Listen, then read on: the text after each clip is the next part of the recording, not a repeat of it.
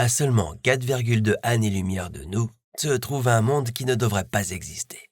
Du moins, pas selon nos vieux manuels d'astronomie. Proxima Centauri b est l'exoplanète la plus proche de la Terre.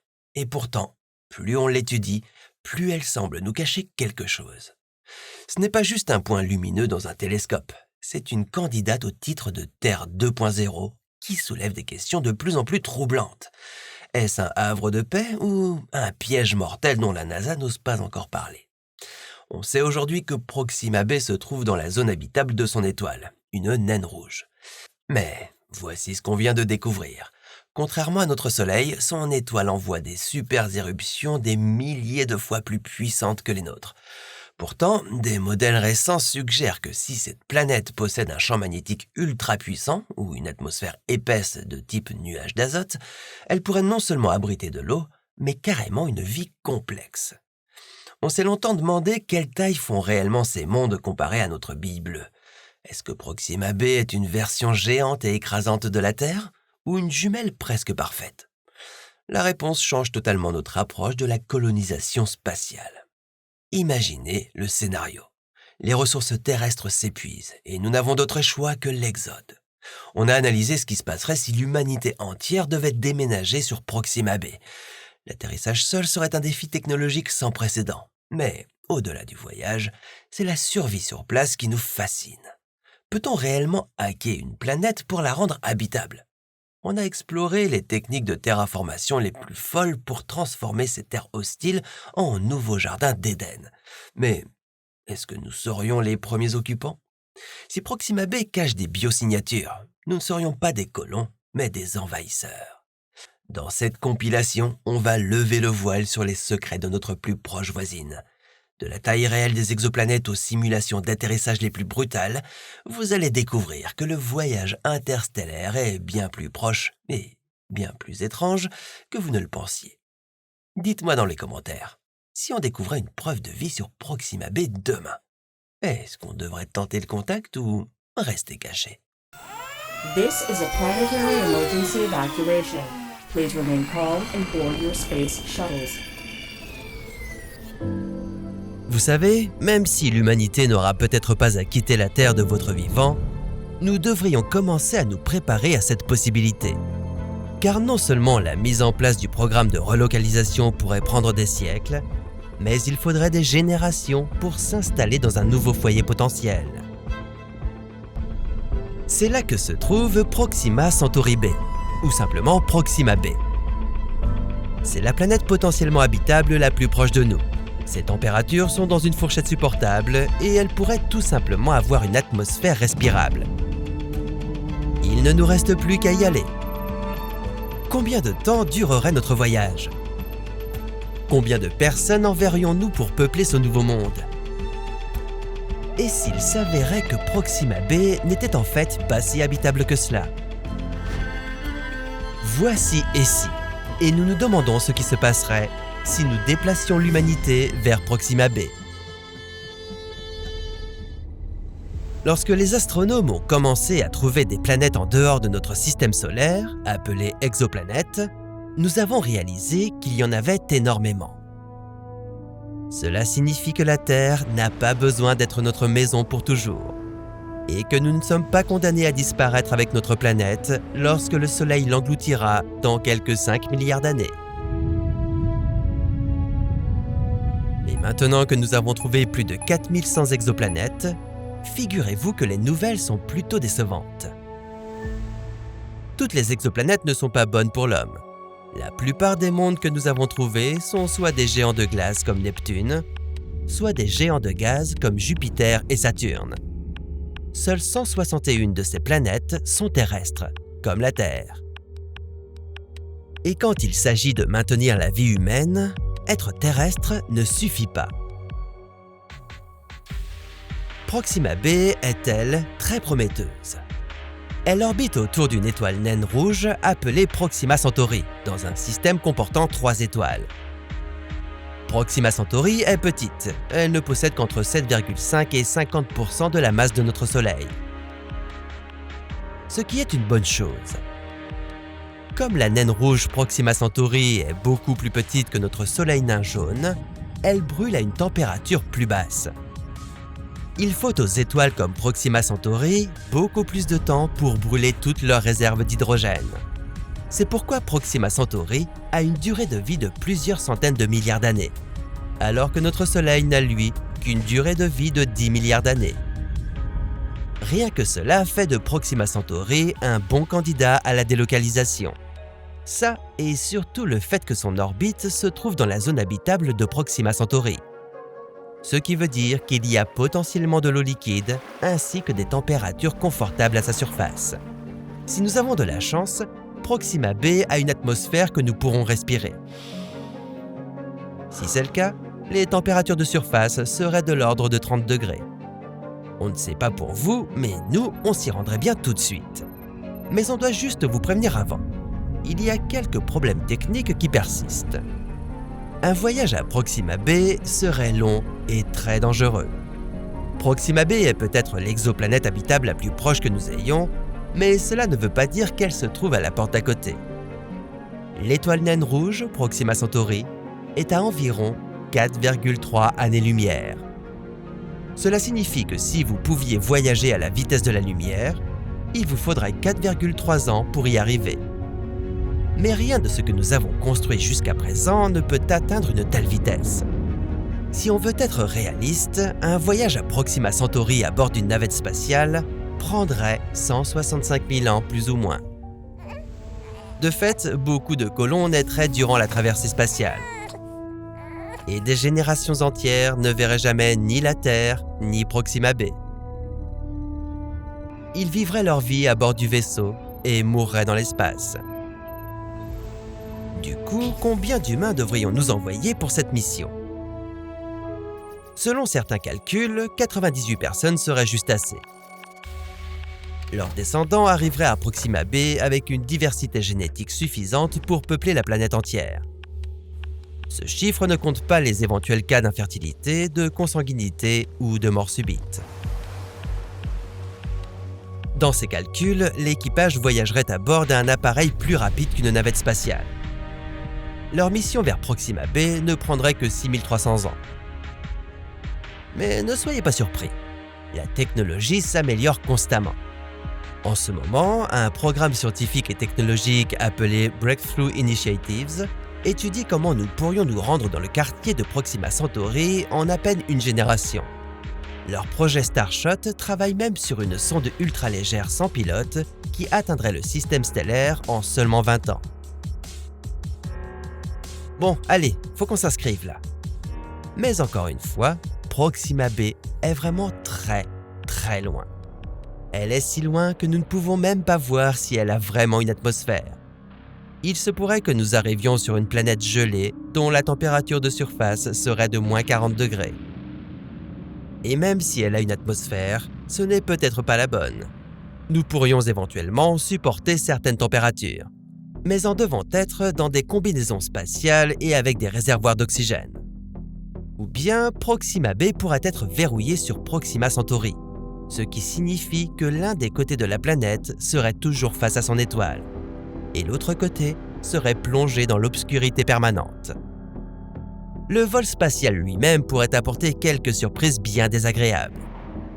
Passer toute une vie dans un environnement d'apesanteur conduirait les membres de l'équipage à perdre de la densité musculaire et osseuse.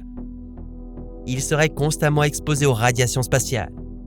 Leur microbiome, leur système immunitaire et leur physiologie deviendraient différents des nôtres, se transformant ainsi en un genre d'humains différent de nous. Ils changeraient leurs valeurs et leur culture. Ils pourraient oublier en route toutes les techniques agricoles apprises afin de se nourrir à bord du vaisseau et ensuite sur leur nouvelle planète. Ils pourraient changer complètement d'avis sur l'objet de la mission et simplement rediriger leur vaisseau spatial dans une autre direction. Qui sait, ils pourraient même revenir sur Terre et se venger de toutes ces années qu'ils ont été obligés de passer dans l'espace. Si cela arrive et qu'on se trouve à bord, on demandera un remboursement. Envoyer quelqu'un dans une telle mission est un risque énorme. Il faudrait concevoir et construire un véhicule, trier sur le volet les candidats au voyage, leur fournir toute la nourriture et l'eau nécessaires et s'assurer qu'ils puissent devenir autonomes. nous devons concevoir de nouveaux systèmes de propulsion, de navigation, d'hibernation et de survie. Et tout cela alors que nous n'avons aucun moyen de savoir si Proxima b est réellement habitable. Bon, nous, on n'a plus vraiment envie d'y aller. Et vous ? À seulement 4 années-lumière de la Terre se trouve l'exoplanète la plus proche découverte par les scientifiques, Proxima Centauri b. Et elle pourrait être la première exoplanète où nous trouverions de la vie extraterrestre. Qui de mieux pour l'explorer que notre coéquipier interstellaire Chase ?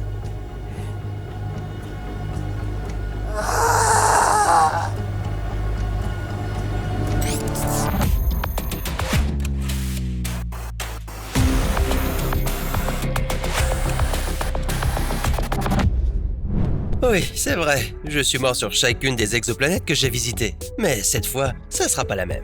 Votre décompte de morts est bien au-dessus de la moyenne. Ouais, mais Proxima Centauri b, ça va marcher. Il faut que ça marche. C'est tellement proche de la Terre que je pourrais me faire livrer ma pizza au thon direct avec des Deliveroo, genre taille normale. En plus, tout le système se rapproche de la Terre maintenant, donc dans genre 30 000 ans, je serai à seulement 3 années-lumière. La mauvaise nouvelle, c'est qu'après quelques milliers d'années, Proxima Centauri b s'éloignera encore plus de la Terre et HH Andromedae deviendra l'étoile la plus proche de la Terre, à part le Soleil.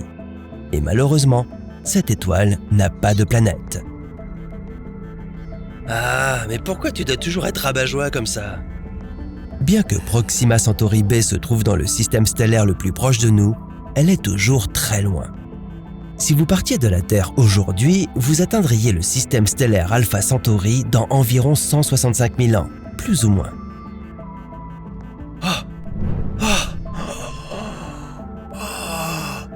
Regardez, on est presque arrivé. Je peux voir les 3 étoiles d'ici. C'est exact. Proxima Centauri b orbite autour d'une étoile appelée Proxima Centauri. Et cette étoile fait partie du système stellaire Alpha Centauri, qui n'a pas 1 ni 2, mais 3 soleils. Là, c'est Alpha Centauri A et ça, c'est B. Elles orbitent super près l'une de l'autre. Et ça, c'est Proxima Centauri. Son orbite est un peu plus lointaine, mais elles sont liées les unes aux autres gravitationnellement. Un peu comme moi et Rico. On est comme les 2 doigts de la main. On est super proches et ensemble, on est des mecs super cool. Et puis, il y a le gars de SI. Il traîne dans le coin et on préférait qu'il soit... Les ordinateurs ne ressentent ni sentiment de loyauté, ni lien émotionnel. Waouh, Rico! Aïe!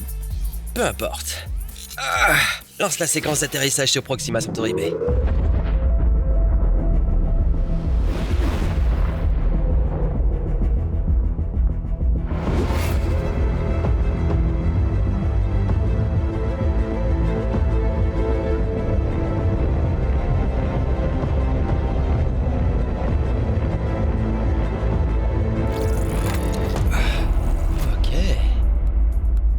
C'est stylé ici. Proxima Centauri b se situe dans la zone habitable de son étoile hôte.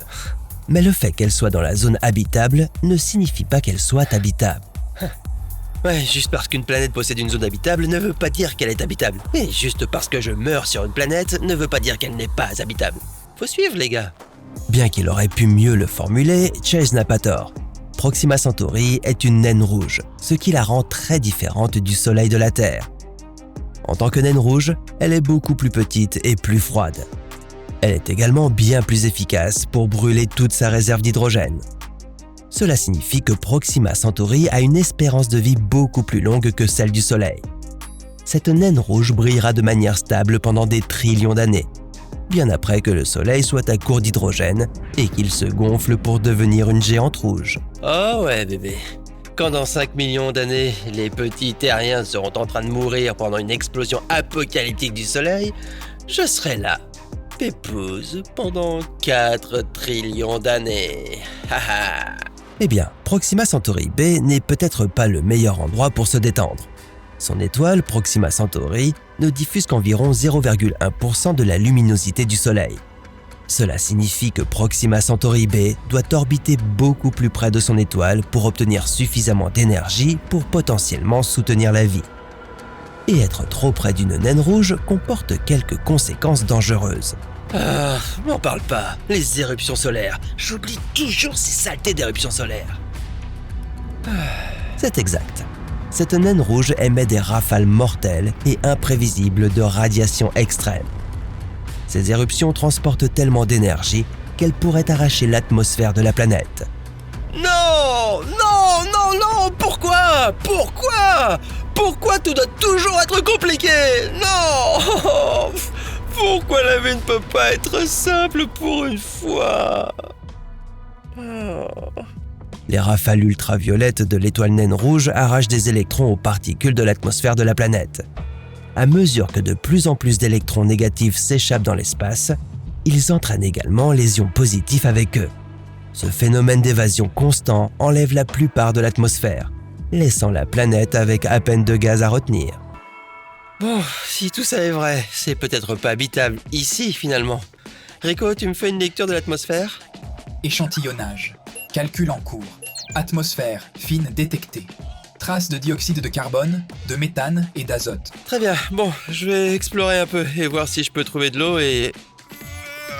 peut-être construire un abri quelque part. Je peux faire de ce caillou une vraie maison. Proxima Centauri B a un autre secret sombre. Elle est verrouillée par les marées avec son étoile, ce qui signifie que la planète tourne à la même vitesse qu'elle orbite autour de Proxima Centauri. Seul un côté de Proxima Centauri B fait face à son étoile, et ce côté est éternellement exposé à la lumière. L'autre côté est plongé dans l'obscurité éternelle. Eh bien, c'est plutôt dramatique, non? Il faut que je choisisse bien mon emplacement. Est-ce que je veux être une créature de la nuit lubrique ou un mec de jour parfaitement sain? Une dépression saisonnière toute l'année ou un coup de soleil permanent? De gros stuff constantes ou lire un livre une fois de temps en temps? Chaud. Frère, c'est chaud. Laisse-moi réfléchir. Oh, je sais. Je vais m'installer dans la zone Terminator.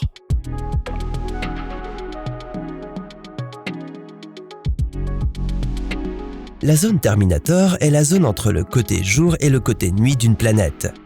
La Terre en a une aussi, mais elle se déplace constamment. Sur une planète verrouillée par les marées comme celle-ci, la zone Terminator reste en place. Il faut que j'ai des températures plus modérées et un accès facile aux deux côtés de la planète. C'est peut-être aussi là-bas que je trouverai de l'eau. Je ne veux même pas parler du fait que la zone Terminator est l'endroit le plus habitable de toute la planète. Ça n'a vraiment aucun sens. Zone Terminator, hasta la vista, baby. Où est ton père et que fait-il? Monte dans l'hélico. Monte dans l'hélico. Monte dans l'hélico. Arrivé à la zone Terminator. Le Terminator de la Terre, ou la zone crépusculaire, s'étend sur environ 60 km. Si Proxima Centauri B a une atmosphère mince, sa zone crépusculaire serait un peu plus petite. C'est toujours assez bien pour y construire ma petite cabane. Allez, au boulot.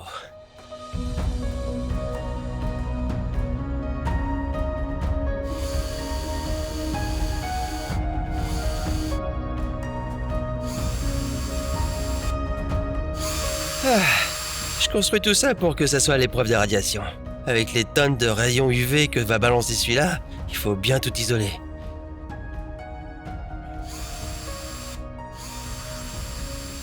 Bien sûr, personne n'est jamais allé sur Proxima Centauri B pour confirmer si elle a une atmosphère ou à quoi elle ressemble. Pour découvrir l'atmosphère des planètes lointaines, les scientifiques utilisent une méthode appelée spectroscopie de transit. Lorsqu'une planète passe devant son étoile, une partie de la lumière de l'étoile traverse l'atmosphère de la planète. En étudiant les changements de cette lumière, les astronomes peuvent déterminer quels gaz sont présents dans l'atmosphère d'une planète. Et on peut le faire depuis la Terre. C'est plutôt cool. Mais la spectroscopie de transit ne fonctionne pas sur toutes les exoplanètes. Et elle ne fonctionne pas pour Proxima Centauri B, car cette exoplanète ne traverse pas son étoile de manière à ce que nous puissions l'étudier ici. Si Proxima Centauri B n'a pas d'atmosphère, elle pourrait avoir une température de surface de moins 40 degrés.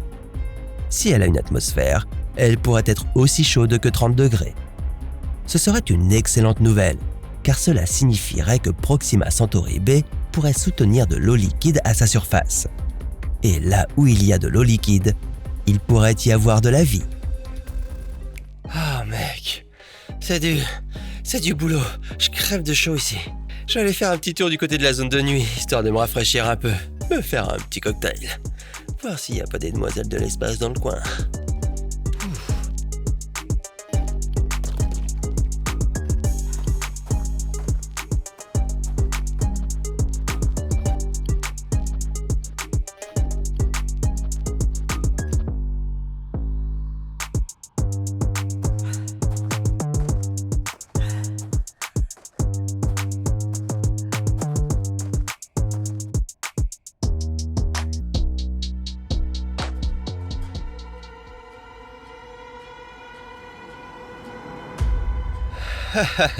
Ok, je suis bien rafraîchi, c'est cool. Je sais pas où je suis. Il fait super noir et j'y vois comme à travers une pelle. Rico, tu peux me ramener à la zone Terminator, s'il te plaît? La zone Terminator est à 5 km au nord. Ok, mais c'est par où le nord, Rico? Je ne vois rien du tout.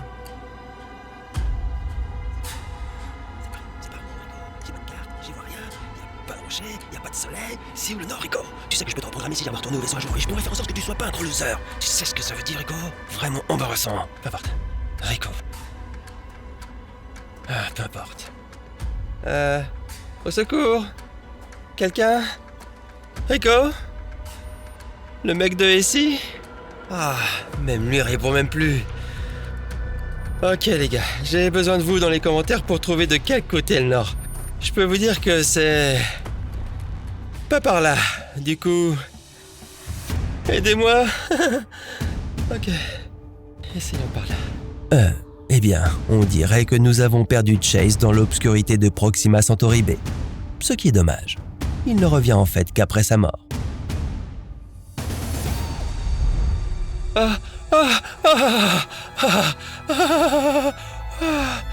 Oh punaise, je l'ai fait.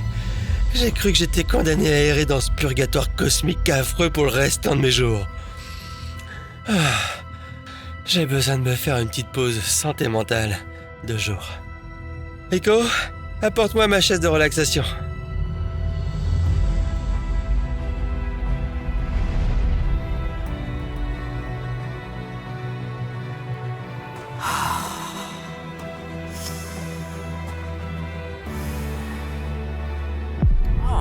Comme c'est beau.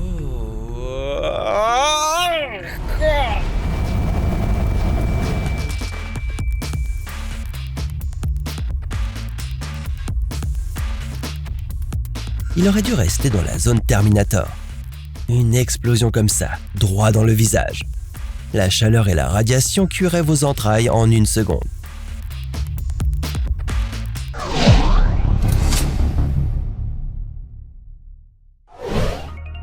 Il existe des centaines de milliards de mondes extraterrestres dans la Voie lactée. Les scientifiques ont déjà découvert et confirmé la présence de plus de 5000 d'entre eux. On les appelle des exoplanètes. Certaines d'entre elles sont très petites, comme Kepler 37b. Cette planète minuscule est encore plus petite que Mercure, la planète la plus petite de notre système solaire. Kepler 37b est à peine plus grande que notre Lune. Elle pourrait facilement remplacer notre compagnon cosmique Nocturne, mais elle est un peu loin. Ce minuscule rocher de l'espace se trouve à 208 années-lumière de la Terre, où il orbite autour d'une étoile un peu plus petite et un peu moins chaude que notre Soleil.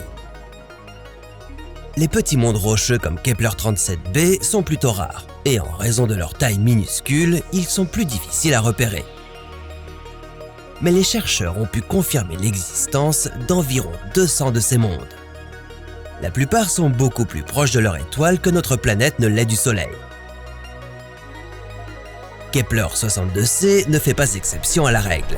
Cette exoplanète de la taille de Mars tourne autour de son étoile approximativement 4 fois plus près que Mercure autour de notre Soleil. Pour accomplir une orbite complète, il lui faut un peu plus de 12 jours terrestres. Kepler 62c doit être brûlante et très volcanique. Ce n'est sans doute pas un endroit que l'on aimerait visiter. Tout comme l'exoplanète KOI 55b. Les scientifiques pensent que cette planète aurait autrefois atteint les dimensions comparables à celles de Jupiter, mais son soleil a explosé en géante rouge et l'a avalée tout entière. Il n'est pas étonnant que KOI 55b soit incroyablement proche de son étoile, au point qu'il faut moins de 5 heures à ce monde infernal pour en faire le tour. KOI 55b s'évapore tellement qu'elle disparaîtra bientôt de son système planétaire. Elle n'est pas la seule. Beaucoup de ces planètes voient leur atmosphère arrachée par leur étoile hôte. À quelques 41 années-lumière de notre planète, il existe une super-Terre qui était autrefois une petite Neptune. GJ 1132b aurait pu avoir dans le passé une épaisse atmosphère d'hydrogène. Mais son étoile jeune et chaude l'a dépouillée, ne laissant derrière elle qu'un noyau rocheux. Lorsque l'étoile l'a dépouillée de son atmosphère d'origine, une partie des gaz a été absorbée par le manteau de la planète. Aujourd'hui, le volcanisme de cette planète les libère à nouveau. GJ 1132b aurait pu devenir un monde potentiellement habitable, mais elle est 26 fois plus proche de son étoile que Mercure ne l'est du Soleil. Aucune chance de vie sur cette super-Terre. Mais cela pourrait être possible sur ces super-Terres légèrement plus grandes. Les scientifiques ont constaté que beaucoup de ces mondes gravitaient dans la zone habitable de leur étoile semblable au Soleil. C'est une bonne nouvelle. Allons explorer ces planètes de plus près pour découvrir leur atmosphère. Celle-ci semble intéressante.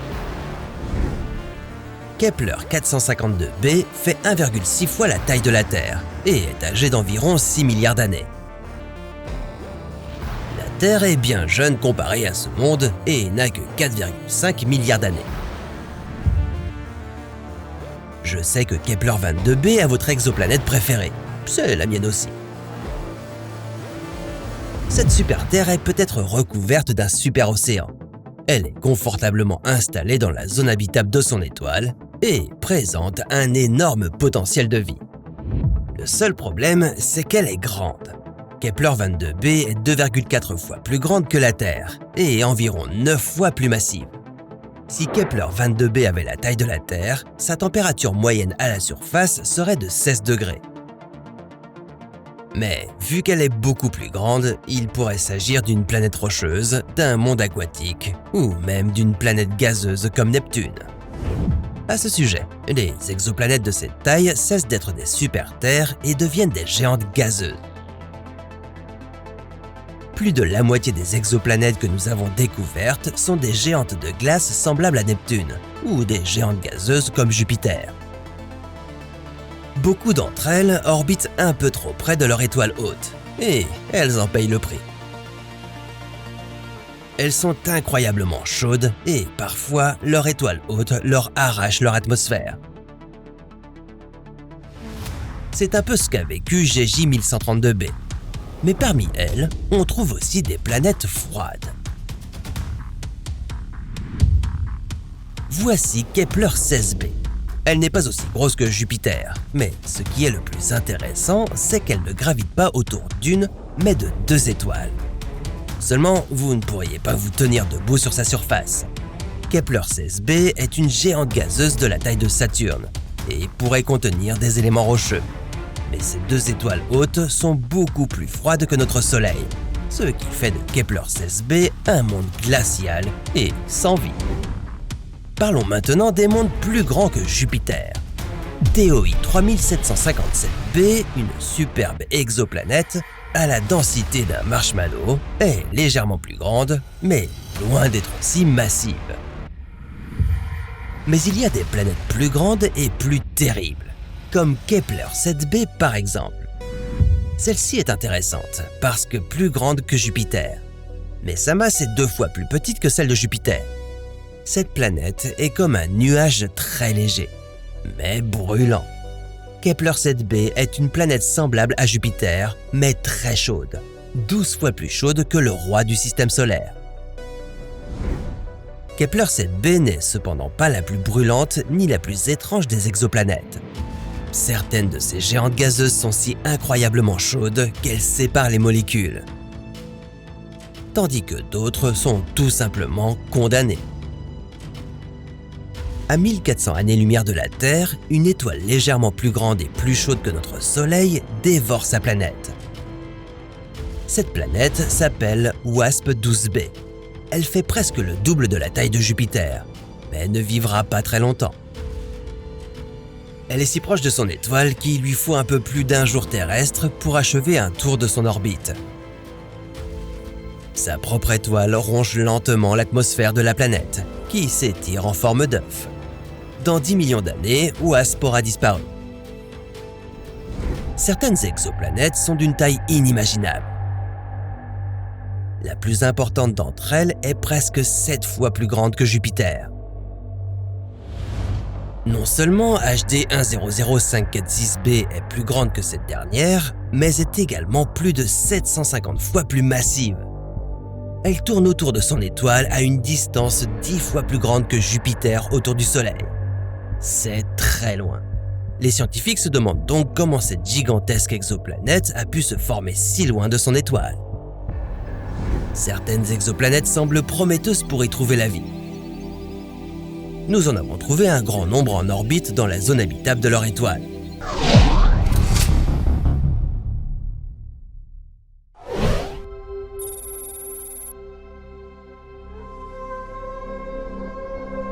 À 120 années-lumière de nous, il existe une exoplanète susceptible d'abriter la vie. Elle s'appelle K2-18b et je pense que vous aurez envie de la visiter. K2-18b n'est pas exactement comme la Terre. C'est plutôt une super-Terre.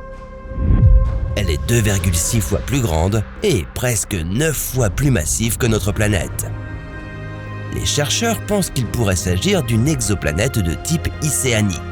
Une jolie manière de dire qu'elle possède probablement une atmosphère riche en hydrogène et qu'elle est recouverte d'un océan liquide. Ça signifie que K2-18b pourrait abriter une vie extraterrestre. Le problème, c'est qu'il faudrait beaucoup de temps pour y aller. Si vous partiez pour ce rocher spatial depuis la Terre, vous atteindriez votre destination dans environ 1,3 million d'années. Vous avez bien entendu, 1 million. L'atmosphère de K2-18b contient beaucoup de méthane et de dioxyde de carbone. Ce n'est pas vraiment de l'air respirable, donc vous auriez besoin d'une combinaison spatiale pour fouler le sol de cette planète. Et ne vous réjouissez pas trop vite de la présence de cet océan. Quand il y a du liquide sur une exoplanète, ça ne signifie pas forcément que c'est de l'eau. Il peut s'agir de méthane, d'ammoniac ou même d'acide. Même dans notre propre système solaire, il existe une lune couverte de lacs liquides. Mais il s'agit de lacs de méthane et d'éthane. Et je vous ne recommanderais pas de vous y baigner. La température de K2-18b devrait être plutôt clémente. Pour une exoplanète en tout cas. À moins 100 degrés, vous trouveriez cette planète incroyablement froide. La chose la plus folle que nous ayons découverte est que cette exoplanète pourrait contenir des traces de sulfure de diméthyle. Sur Terre, cette molécule ne peut être produite que par des êtres vivants. Ça signifie que K2-18b pourrait abriter une vie extraterrestre. Mais ça ne veut pas dire que cette vie serait intelligente. Elle pourrait être aquatique ou microbienne. Peut-être même une vie complexe si les conditions sont réunies. On n'en aura pas la certitude tant qu'on n'aura pas voyagé jusque là-bas. Comment est-ce qu'on sait tout ça? Le télescope spatial James Webb a observé ce monde lointain et pris des mesures détaillées de son atmosphère. La plupart des exoplanètes ont été découvertes grâce à la méthode des transits. C'est le fait qu'une planète passe devant son étoile et en bloque la lumière. C'est là que les chercheurs étudient les longueurs d'onde autour des planètes. Et certaines de ces longueurs d'onde peuvent nous indiquer le type d'atmosphère de ces planètes lointaines. Le problème, c'est que les exoplanètes sont très éloignées. Ce n'est pas facile d'essayer de déterminer à quoi ressemble leur surface en regardant à travers nos télescopes, même les plus puissants. Certains chercheurs estiment que K2-18b n'est pas du tout une super-Terre, mais une mini-Neptune. C'est dommage, car comme vous le savez, Neptune est une géante de glace. Et si K2-18b est aussi une géante de glace, les chances de voir apparaître une vie extraterrestre sur cette planète ne sont pas très grandes. De toute façon, vous n'avez pas 1 million d'années à perdre pour vous rendre sur cette planète et voir par vous-même. Peut-être qu'on devrait jeter un œil à ce qui se trouve un peu plus près, comme Proxima Centauri b. Proxima Centauri est l'étoile la plus proche que nous ayons découverte, à seulement 4,2 années-lumière de la Terre. Elle fait partie du système stellaire Alpha du Centaure, qui n'a pas 2, mais 3 étoiles en orbite l'une autour de l'autre. L'exoplanète Proxima Centauri b est en orbite autour d'une seule de ces étoiles, mais les 2 autres étoiles restent visibles sous forme de points lumineux dans le ciel. Cette exoplanète est légèrement plus grande que la Terre et se trouve dangereusement proche de son étoile hôte. Heureusement, cette étoile est une naine rouge beaucoup plus froide et plus petite que notre étoile. C'est une bonne nouvelle, car ça signifie que cette planète ne se fait pas griller comme Mercure. On estime que Proxima Centauri b a une température moyenne d'environ moins 39 degrés. C'est plutôt confortable pour un monde extraterrestre. La mauvaise nouvelle, c'est qu'on ne sait toujours pas grand-chose de la gravité ou de l'atmosphère de cette exoplanète. Elle pourrait être notre meilleure candidate pour établir une base interstellaire. Mais elle pourrait aussi présenter un environnement hostile qui ne conviendrait pas au futur foyer de l'humanité. Elle pourrait même contenir un océan d'acide ou quelque chose de mortel dans le genre. Le seul moyen de le savoir est de s'y rendre. Et si le plan Proxima Centauri b ne réussit pas, ne vous inquiétez pas, il y a plein d'endroits potentiellement habitables. Comme celui-ci. Ross 128b se trouve à 11 années-lumière de la Terre. C'est le 2e monde potentiellement habitable le plus proche qu'on a découvert. Et il est plus prometteur que Proxima Centauri b. Le truc, c'est que ces 2 planètes sont en orbite autour d'étoiles naines rouges. Mais l'étoile hôte de Proxima b est beaucoup plus active et violente. Elle entre parfois en éruption et baigne Proxima b de radiation. L'étoile de Ross 128b est bien tranquille. Et même si ce monde orbite 20 fois plus près de son étoile que la Terre autour du Soleil, il se trouve toujours dans la zone habitable.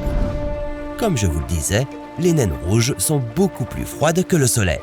Et par plus froides, je ne parle que de leur température.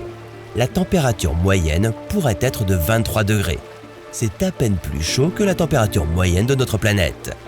Je ne sais pas ce qu'il en est pour vous, mais moi, je m'y installerai bien. Bien sûr, on n'en sait pas assez de ce monde pour en faire notre nouvelle maison. Il est probable que de nombreuses radiations nocives atteignent sa surface et que son atmosphère ne soit pas respirable. Mais ça ne semble pas pire que Mars. Avec des systèmes de survie efficaces, on pourrait y arriver. En plus de ça, il se pourrait que cette super Terre abrite une vie extraterrestre. Si c'est le cas, cette vie pourrait être extrêmement différente de ce que vous pensez. Imaginez le premier contact avec une espèce extraterrestre. À quoi cela pourrait-il ressembler? Quand on y pense, ça pourrait aussi très mal se passer. Tout d'abord, on pourrait ne pas survivre au voyage vers ces exoplanètes, même les plus proches. À ce jour, on a découvert et confirmé l'existence de plus de 5000 mondes extraterrestres. 63 d'entre eux sont potentiellement habitables, mais on ne peut pas en avoir la certitude. La plupart des planètes qu'on a observées sont extrêmement effrayantes. Il y a même une exoplanète qui ressemble à la Terre, mais ce magnifique monde bleu n'est pas le genre d'endroit où l'on pourrait s'installer. Si l'humanité était forcée de quitter la Terre et de s'installer sur une autre planète, où irions-nous? Mars semble être la planète la plus prometteuse, et elle est proche de la Terre. Mais survivre là-bas, bonne chance. Mars vous congèlerait, vous étoufferait, atomiserait votre ADN avec des radiations cosmiques et briserait vos rêves de colons sous un ciel rouge poussiéreux. Ce n'est pas une seconde Terre, c'est un piège mortel au ralenti. Il doit certainement y avoir un autre endroit où nous pourrions nous installer. Aujourd'hui, nous allons explorer 6 des exoplanètes parmi les plus prometteuses et voir laquelle pourrait devenir une véritable Terre 2.0. Et pour commencer, direction la planète la plus proche de la Terre, Proxima Centauri b. Située à seulement 4,24 années-lumière, l'orbite de cette exoplanète se trouve dans la zone habitable de son étoile. En cas de catastrophe cosmique, comme l'explosion de notre Soleil et l'anéantissement du système solaire, Proxima Centauri b pourrait être une échappatoire idéale, pas vrai? Ne vous emballez pas. 4 années-lumière, c'est quand même une sacrée distance. Si vous aviez un vaisseau spatial capable de voyager à la vitesse de la lumière, il vous faudrait un peu plus de 4 ans pour vous y rendre. Et soyons honnêtes, vous n'avez pas ce genre de technologie, n'est-ce pas? L'objet le plus rapide jamais construit par l'humanité est la sonde solaire Parker de la NASA, qui se déplace à environ 700 000 km/h. Vous ne pouvez pas voyager dans cette sonde, car elle n'est pas conçue pour transporter des passagers. Mais si c'était le cas, il vous faudra environ 6500 ans pour atteindre votre destination. Pas pratique du tout. L'espace est extrêmement vaste, et passer d'une planète à l'autre prend beaucoup de temps. Disons simplement que d'énormes progrès dans les domaines de l'ingénierie et de la cryogénie ont finalement permis à vous et à votre équipage d'atteindre Proxima Centauri b. Et ensuite, vous êtes sur le point de bâtir une toute nouvelle civilisation. La première chose que vous remarquerez après avoir atterri est à quel point votre nouveau soleil est sombre et rouge. Quel est le nom de cette étoile? Proxima Centauri, une naine rouge 7 fois plus petite et des centaines de fois moins lumineuse que notre soleil. Proxima Centauri b est verrouillée par marée à son étoile, ce qui signifie qu'un côté est toujours face à Proxima Centauri et que l'autre côté est dans l'obscurité constante. Les températures côté jour y sont chaudes, entre 40 degrés et 100 degrés. Et côté nuit? Eh bien, il y fait très froid, avec des températures minimales autour des moins 150 degrés. Mais vous êtes malin et avez bien étudié votre coup. Vous atterrissez dans le terminateur de la planète, une zone entre le jour constant et la nuit sans fin. Et les températures y sont douces. Votre thermomètre affiche une température de 15 degrés. C'est un bon début. Alors que vous commencez à explorer la planète, le sol craque sous vos pieds. Le vent souffle de la poussière dans l'air. Mais vous n'êtes pas inquiet, vous portez une combinaison pressurisée pour vous maintenir en vie. En revanche, l'atmosphère y est irrespirable. Il y a beaucoup trop de dioxyde de carbone et quasiment pas d'oxygène. Si vous enlevez votre casque, c'est fini pour vous. Vous devez maintenant construire un abri.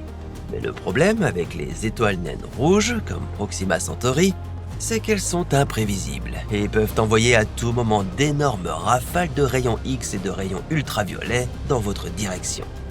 La mise en place d'un refuge anti-tempête solaire sera donc une priorité. Après une semaine, votre équipage a mis en place un habitat de base et bougé une tonne de terre. Vous en avez utilisé une bonne couche pour recouvrir le sol de votre habitat pour une isolation supplémentaire. C'est là que vous dormirez, mangerez et survivrez pendant les prochaines semaines. Pour l'électricité, vous installerez des éoliennes pour profiter de la brise de Proxima b. Et si vous entendez une alarme retentir, courez vers le bunker anti-radiation que vous avez creusé dans le sol. Là, vous serez à l'abri jusqu'à ce que l'étoile se calme. À la fin du premier mois, vous aurez construit un deuxième module où vous aurez créé une petite serre. Vous y cultivez des pommes de terre, des algues, peut-être même un peu de choux frisés. Ce n'est pas un banquet, mais assez pour tenir le coup. Les 2 premiers mois ici seront consacrés à beaucoup d'ingénierie et à un rationnement strict. Mais bientôt, vous pourrez vous aventurer un peu plus loin et commencer à vraiment explorer la planète. Vous pourrez même baptiser les premiers reliefs de cette planète. Twilight Spires, Echo Crater, Flatten Ridge. Ce dernier est un hommage à Chase, vu qu'il meurt tout le temps. À la fin de la première année, vous serez enfin installé sur cette planète. Vous aurez tout ce qu'il faut pour y vivre à peu près confortablement. Vous disposerez de quartiers d'habitation, d'un laboratoire, d'un réseau électrique, d'un abri anti-radiation et d'une serre. votre menu s'enrichira au-delà du chou frisé et des pommes de terre. Votre camp n'a rien d'idyllique. Poussiéreux et constamment menacé par les intenses éruptions solaires. Mais il fonctionne. Vous avez réussi. Vous vivez dans un ruban de crépuscule entre le feu et la glace. Un pas de trop d'un côté ou l'autre, et vous mourrez. Mais vous êtes encore là. Vous ne pourrez toujours pas retirer votre casque, ni votre combinaison spatiale. L'air ici est encore irrespirable. Mais vous comptez rester. #PlanetGoals. Votre colonie est désormais un grand succès. Elle a grandi et évolué. Il y a des gens partout qui ont passé des siècles à utiliser des générateurs d'oxygène pour convertir le dioxyde de carbone en oxygène et rendre l'atmosphère respirable, au moins pour de courtes périodes de temps.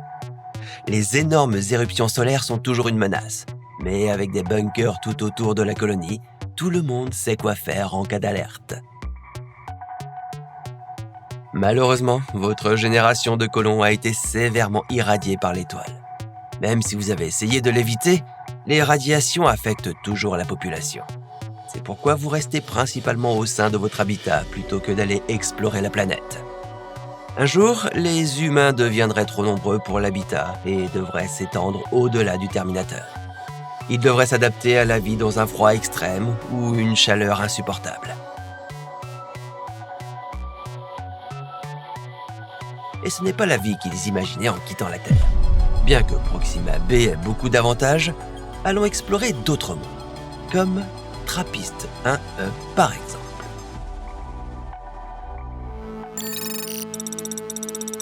Cette exoplanète se trouve à 40 années-lumière de la Terre et est à peine plus petite que notre planète bleue. Trappist 1E orbite autour d'une étoile naine rouge ultra froide appelée Trappist 1. Et elle a 6 autres voisines de la taille de la Terre, bien que seulement 3 se trouvent dans la zone habitable de leur étoile. Heureusement, Trappist 1E se trouve dans la zone boucle d'or, ce qui signifie qu'elle pourrait avoir de l'eau liquide à sa surface. Vous êtes sur le point de mettre le pied sur cette surface extraterrestre et d'en faire votre nouvelle maison. Vous venez d'atterrir sur Trappist 1E, la planète la plus semblable à la Terre de tout le voisinage. Et vous êtes plein d'espoir. En mettant le pied sur ce sol extraterrestre, vous verrez les 6 autres planètes trappistes de la même manière que vous voyez la Lune depuis la Terre. Vous remarquerez également le faible soleil suspendu dans le ciel. Pas du tout comme notre soleil. C'est Trappist 1. Cette étoile ne représente que 9% de la masse de notre soleil et a un éclairage des centaines de fois plus faible. Sur Trappist 1E, vous vivrez dans un crépuscule sans fin. La gravité ici représente environ 90% de la gravité terrestre. Donc, lorsque vous marchez, la gravité légèrement plus faible rendrait vos mouvements étrangement gracieux. Tout comme sur Proxima Centauri B, le meilleur endroit pour atterrir ici est la zone du Terminateur. Car oui, Trappist 1E, elle aussi, est verrouillée par marée à son étoile. Et vous ne voulez pas brûler sur son côté jour, ou geler sur le côté nu. Les températures dans le Terminateur peuvent être fraîches mais supportables, à quelques degrés au-dessus de 0 degré. Prenez une profonde respiration dans votre combinaison pressurisée et attaquez-vous à votre première mission. Mettre en place un dispositif de survie et de sécurité. L'atmosphère de Trappist 1E pourrait être respirable, mais vous gardez tout de même votre casque. Vous devez d'abord tester l'air pour détecter les toxines ou les microbes nocifs.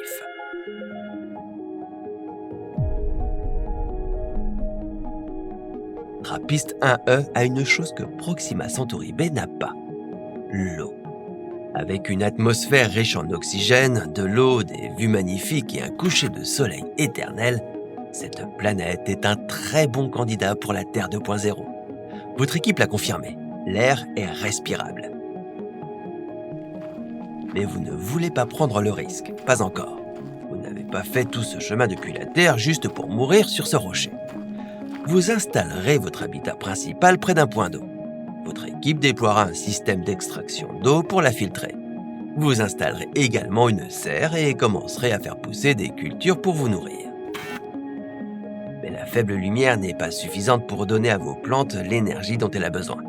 Vous installerez donc des lumières LED au-dessus de vos plantations. Et oui, le chou frisé est encore au menu. Comme sur Proxima b, vous allez avoir besoin d'un abri anti-radiation. Cette étoile crache également de violentes rafales de radiation, et on ne sait jamais quand elles frapperont.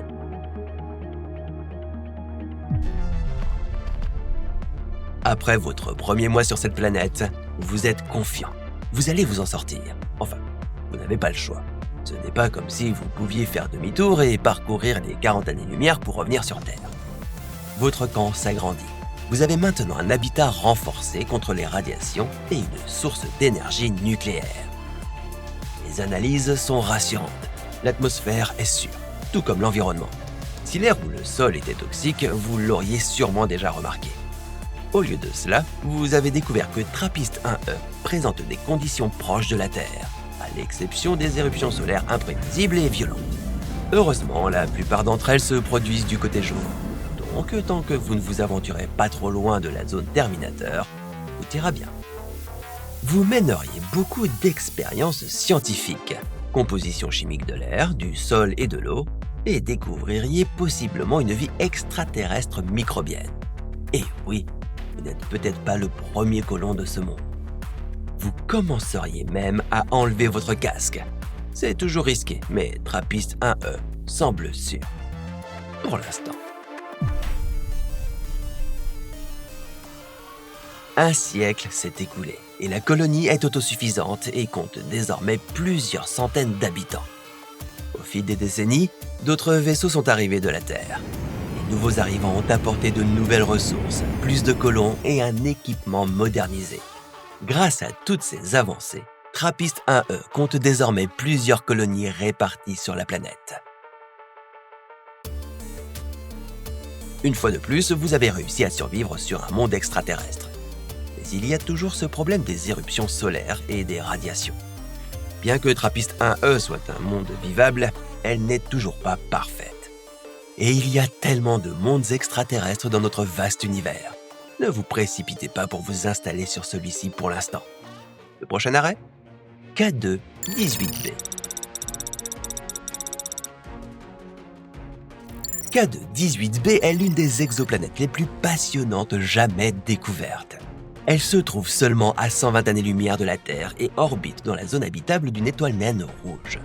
Ce monde fait environ 2,6 fois la taille de la Terre et est 8,6 fois plus massif. Meilleur scénario ? Une super Terre recouverte d'océans. Pire scénario ? Une mini-Neptune. Elle a probablement une épaisse atmosphère riche en hydrogène, idéale pour piéger la chaleur, catastrophique pour vos poumons. Mais voici la partie intéressante. Les scientifiques ont détecté la présence de méthane, de dioxyde de carbone et même de sulfure de diméthyle, un produit chimique produit par la vie marine ici sur Terre. Un indice peut-être que nous ne sommes pas seuls. Si vous deviez vous installer sur K2-18b, vous n'atterririez pas sur de la terre ferme, car il se pourrait qu'il n'y en ait pas. Et même s'il y en avait, les volcans et les tremblements de terre la rendraient trop instable. La solution ? Construire un habitat flottant. Et non, je ne parle pas d'un habitat sur l'eau, mais plutôt un suspendu juste au-dessus du sommet des nuages. Une ville aérienne extraterrestre. Vous auriez besoin d'un bouclier contre les radiations intenses, de structures robustes pour résister aux intempéries et d'un moyen d'extraire l'eau et les nutriments de l'atmosphère ou de l'océan. Ce serait dangereux et vous pourriez échouer, mais au moins, vous essaieriez quelque chose de nouveau et d'audacieux. Bon, explorons maintenant un autre monde potentiellement habitable, Kepler-186f.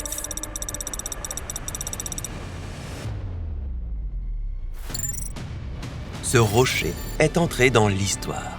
Kepler-186f a été la première exoplanète de la taille de la Terre jamais découverte en orbite dans la zone habitable de son étoile.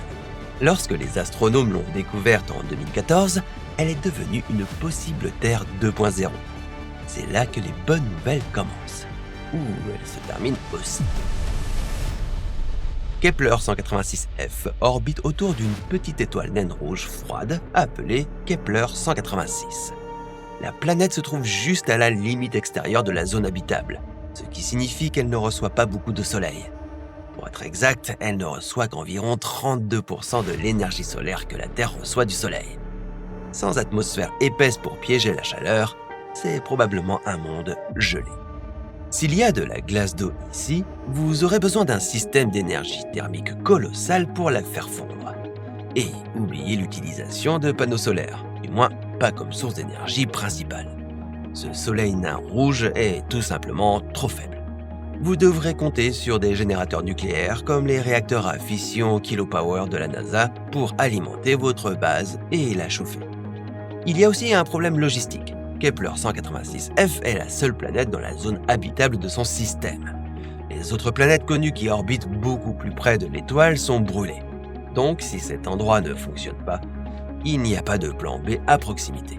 Et vous êtes à 500 années-lumière de la Terre. Pas de ravitaillement, pas de navire de sauvetage, pas de retour en arrière.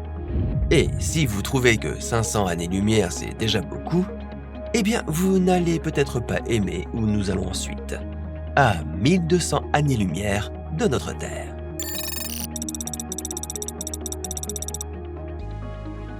Kepler 62f est une exoplanète super-Terre dans la zone habitable de son étoile.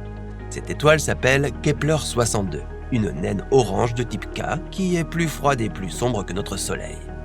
La planète elle-même fait environ 1,4 fois la taille de la Terre et orbite beaucoup plus loin que la Terre. Cela signifie qu'elle reçoit moins de chaleur et de lumière de Kepler 62. Cela rendrait la majeure partie de Kepler 62f très froide, surtout en l'absence d'une atmosphère épaisse. De grandes zones de la planète pourraient être gelées en permanence.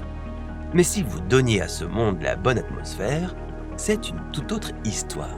Si Kepler 62f avait une atmosphère au moins 3 à 5 fois plus épaisse que celle de la Terre, principalement composée de dioxyde de carbone, elle pourrait piéger suffisamment de chaleur pour rendre certaines parties de la planète tempérées et stables. Si vous voulez établir une colonie ici, votre meilleure chance serait de choisir l'endroit le plus chaud du côté jour, idéalement près de l'équateur. Vous aurez quand même besoin d'un bouclier anti-radiation, de générateurs atmosphériques et d'abris chauffés, mais ça pourrait fonctionner. Kepler 62f se trouve à 1200 années-lumière de la Terre, donc inutile d'espérer rentrer. Mais si vous êtes prêt à terraformer un peu ou beaucoup, cette super Terre gelée pourrait bien avoir ce qu'il faut pour être votre future maison. Faisons une petite pause avec la famille Kepler et allons dans un autre quartier. TOI 700 est une étoile naine rouge froide et calme située à seulement 100 années-lumière. Et devinez quoi? Elle n'explose pas constamment en éruption solaire prête à vous carboniser. Un véritable avantage. Cette étoile abrite 4 planètes, et la vedette est TOI 700D, la seule dans la zone habitable. Cette planète est environ 20% plus grande que la Terre, avec une gravité légèrement supérieure à la nôtre, et elle reçoit environ 86% de la lumière du Soleil que nous recevons chez nous, ce qui semble assez parfait. Le seul hic avec TOI 700D, c'est que cette planète est verrouillée par les marées à son étoile. Il y a donc un côté jour et un autre côté nuit. Mais vous savez déjà ce qu'il vous reste à faire. Exactement, vous dirigez vers la zone Terminateur. Encore une fois, vous aurez toujours besoin d'abris pressurisés, d'un bouclier anti-radiation et de systèmes de survie, en attendant de savoir si l'atmosphère est respirable. Et si TOI 700D semble calme en apparence, cette planète réserve quelques surprises. Premièrement, nous ne savons pas de quoi l'air est fait. Il pourrait être riche en oxygène, ou il pourrait s'agir d'une soupe de dioxyde de carbone qui dissoudrait vos poumons. Dans ce cas, gardez votre casque. Et s'il y a une atmosphère, eh bien, attachez votre ceinture.